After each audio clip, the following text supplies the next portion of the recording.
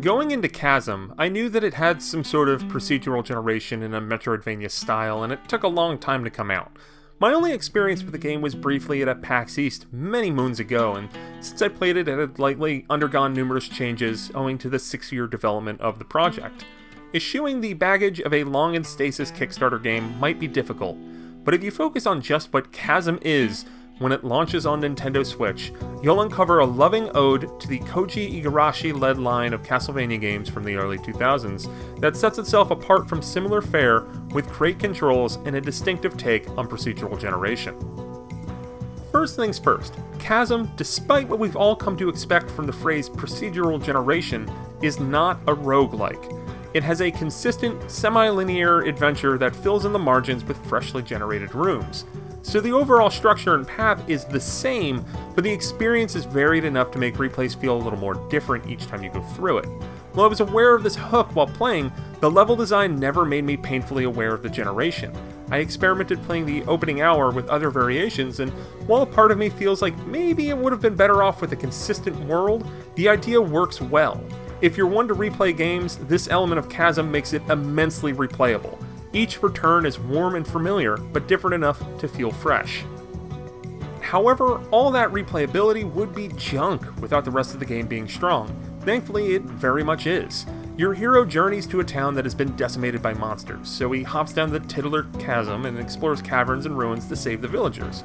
Combat is very much in the same vein of Castlevania, as you can have a melee weapon and a sub-weapon to do most of your damage. A backdash straight out of Symphony of the Night is also at your disposal.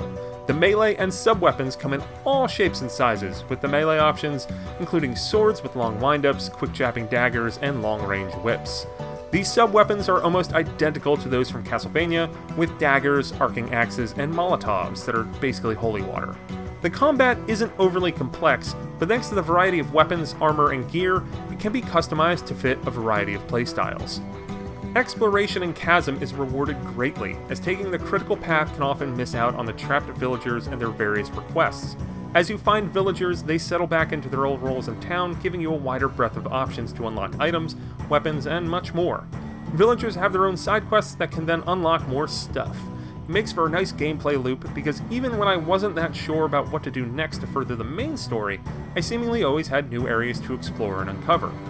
Like games in the Metroidvania style, hidden items open up traversal and new areas. None of them were really that surprising, amounting to things like a wall jump ability, or a lantern to light up dark areas, or a parachute to glide.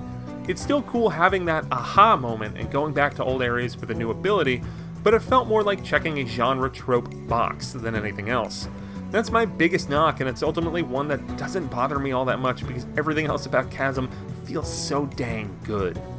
While the competition for this style of game is fierce these days, Chasm stands apart from the sea of similar games, mostly due to its excellent controls and the sneaky depth of its combat.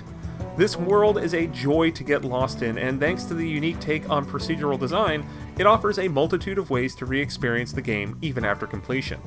Aside from some minor issues with the ho-hum traversal upgrades, Chasm is a very inspired take on a well-worn genre. If you long for the days of annual Igavanias, Chasm's one of the better modern stabs at that glory, and you should definitely check it out on Nintendo Switch.